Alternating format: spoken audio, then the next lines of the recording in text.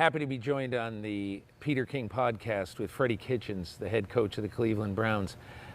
I have to ask you, we're here at your training facility in Berea, Ohio. Is it at all still weird to be introduced as an NFL head coach after all your years where you wanted to be that so much and now it finally has happened? I wouldn't say it's weird. It's you definitely catch yourself sometimes realizing that, hey, I've got to make the decisions on the parking lot or the seating chart on the plane. So yeah. Those moments, but the Cleveland Browns have been nothing but great from the standpoint of everybody here is wanting to support me, the coaching staff, and anything they can do for the players to enable us to be successful.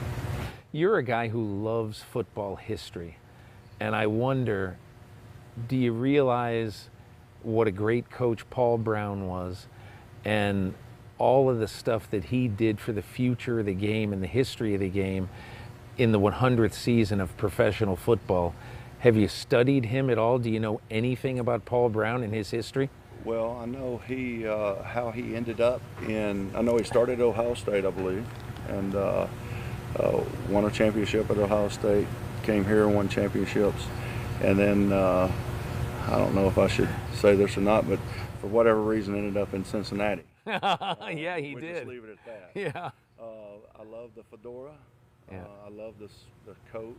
Wouldn't you love to wear regular clothes on the sidelines, like a suit with a fedora, and look like Tom Landry or Paul Brown? Hey, I love the look, but I played for Gene Stalling, so he wore a coat and tie on the sideline, so I'm kind of used to that. But I'd have to worry too much about fitting into it every week. So. So Freddie, a couple of things about your history that really interest me. You were a grad assistant in the year 2000 on Nick Saban's coaching staff. What do you remember about that season? What do you remember, and what lessons do you take from Nick Saban?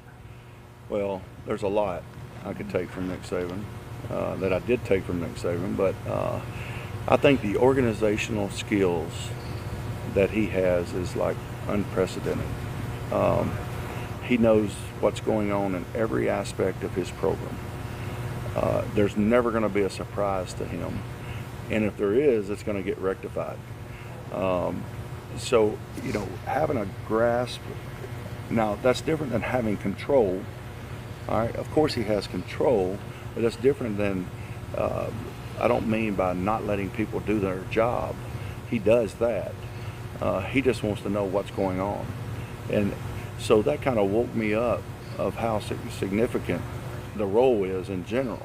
How you're kind of responsible for everything. And, I think he's one of the best at kind of managing different personalities and different, situations. Now that, again, that was the first experience I had with it. So it was definitely a great one. But the succession of coaches that I had, I think, was critical at the time period that I had them. I don't think I would have gotten as much, say, from Sylvester Croom if I'd had Coach Croom first, but I gathered things from him at Mississippi State that I knew what to look for. I knew what good leadership was. I knew what good people skills were. And then, going from there to Coach Parcells, So for people who don't know, in 2006, you coached for Bill Parcells, and you coached tight ends. Right. You had a young tight end named Jason Witten. So you not only got the experience with Parcells, but you also saw what it was like to work and be great as a tight end. No doubt. And I tell people all the time that, learning from Coach Parcells was great as far as learning how to handle different people. You've got people from all over the country with different backgrounds, and you have to be able to talk to each one of them to get to know them, to earn their trust, to ask them to do difficult things in difficult situations, all right? Or they're not going to do it successfully unless you earn their trust. But from Jason Witten, I tell people all the time, I learned more from him than I could ever think about teaching someone. He taught me what an NFL player looks like. He taught me how an NFL player prepares. And I'm forever indebted for him. We became friends, of course, and all that kind of stuff. But the value system that he taught me that a player has was unheard of. I covered the New York Giants for a newspaper for 4 years in the 80s, and so I watched Parcells. The interesting thing about Parcells is that, first of all, he had a great coaching staff. He had Ron Earhart on offense, who was really an underrated offensive guy, and he had Bill Belichick on defense. So he used to think that one of his most valuable times of day was about maybe 7:30 to 8:15 in the morning, when he could go in the locker room and find out exactly what was going on. He goes from Phil McConkey to find out what's going on over there, Mark Bavaro, Harry Carson, Andy Head, and Phil Simms, and he feels like by the time he goes back up to his office, he's got a good handle. Okay, here are my problems today, here's my situations today. And I always thought that that is really an underrated part of coaching.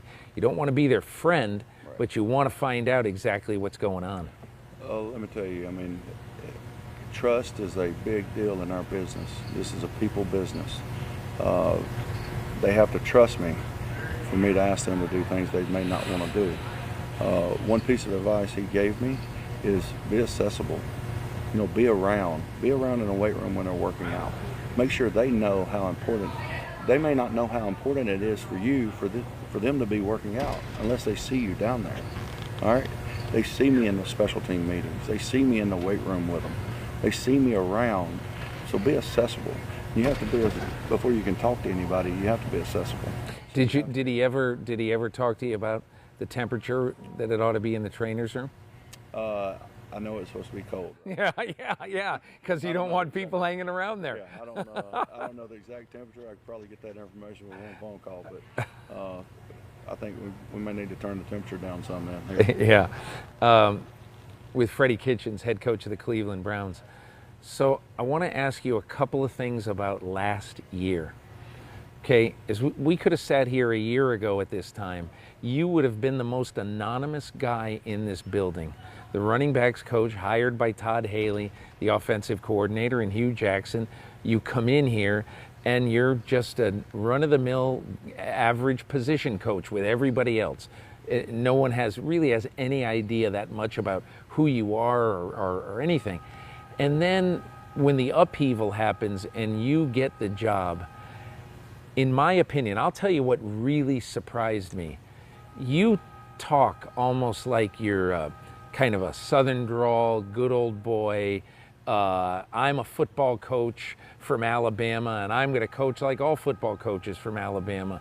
3 yards in a cloud of dust, and maybe I'll run heavy more than anybody else in football.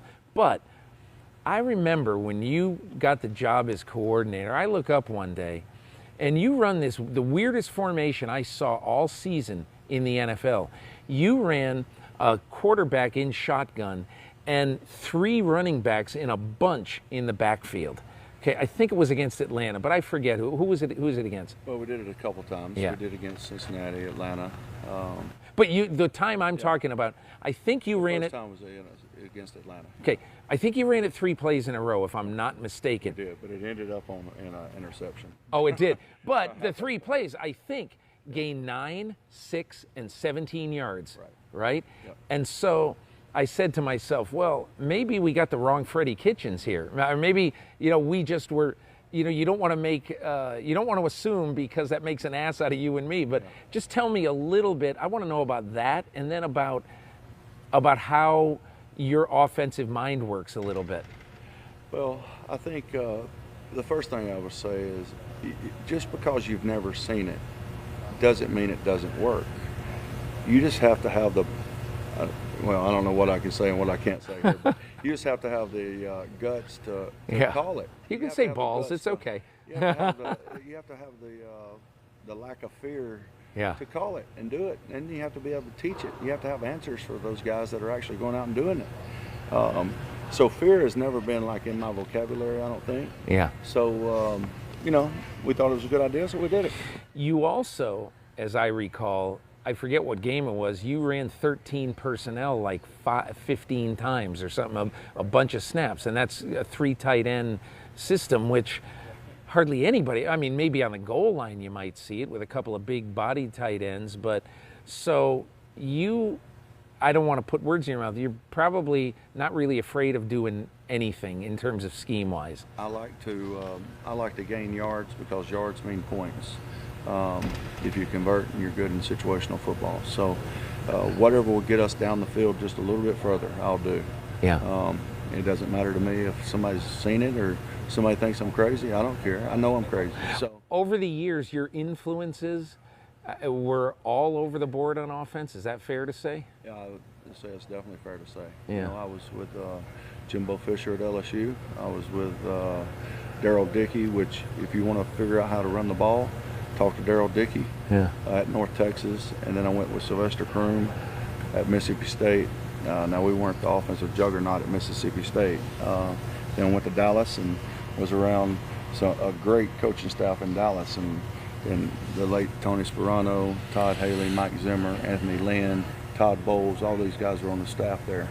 And then went to Ken Wisenhunt in Arizona, and then Bruce Arians, and now I'm here. So I've had some good mentors along the way. But again, the succession that I had those mentors was the key, I think. I thought it was really interesting last year after you beat Denver. We had a conversation on the Saturday night game, and you beat them, and I said, why do you think you and Baker have been good together? And he was struggling in the first half of the season, obviously. So what have you found about him? And the first words out of your mouth was Baker is starved for knowledge. Right. So tell me about working with him, and how does that show itself in the course of a day, in the course of a week? Well, when someone asks questions, that means they're either not comfortable with their knowledge or they're wanting more knowledge.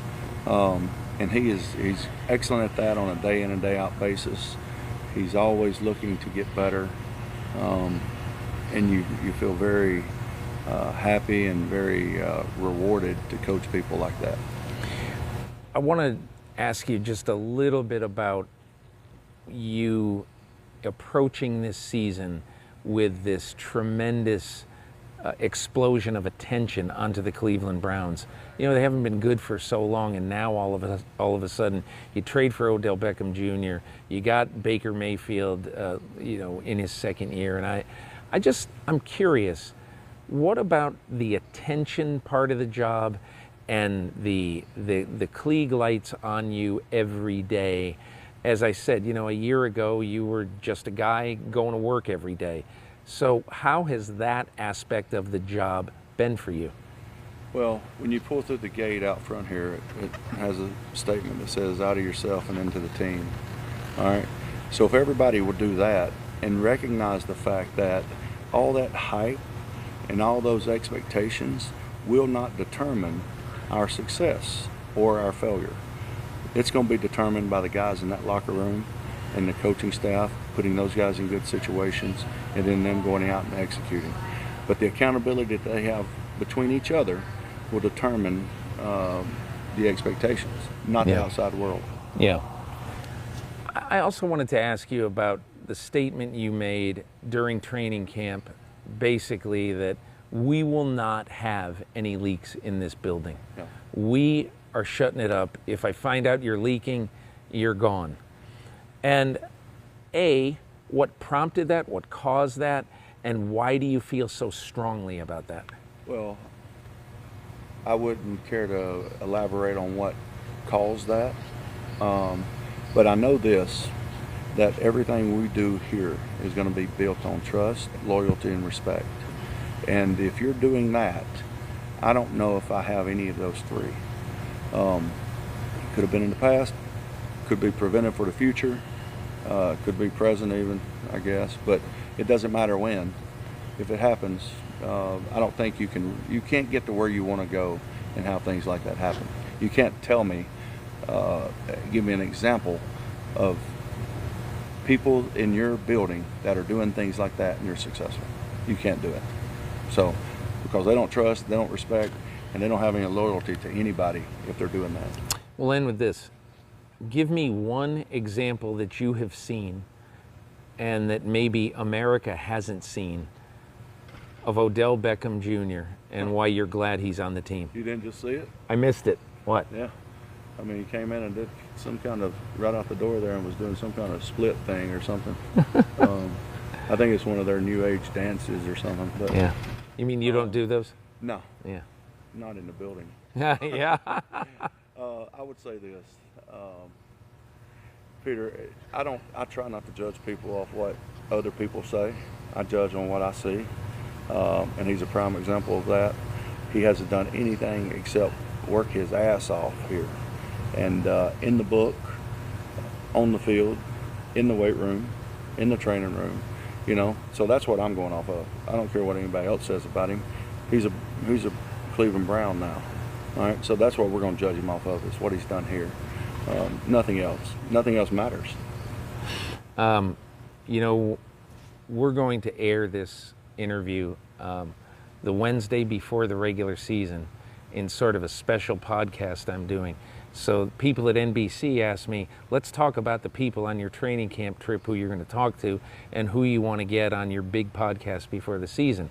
And I said, I want to get Christian McCaffrey because I think he's a totally fascinating guy and he might be the future of offensive football. I said, I want to get Drew Brees because he's always really interesting and I think the Saints might win the Super Bowl. And I want to get Freddie Kitchens because there isn't a more interesting story in 2019 than Freddie Kitchens and the Cleveland Browns. So I guess I'll just say good luck to you and hope it all works out. Well, I appreciate it. I hope this brought as much luck as that Denver talk that we had. We did, yeah. Yes, sir. Freddie, thanks a lot. Hey, appreciate it, Peter. Okay.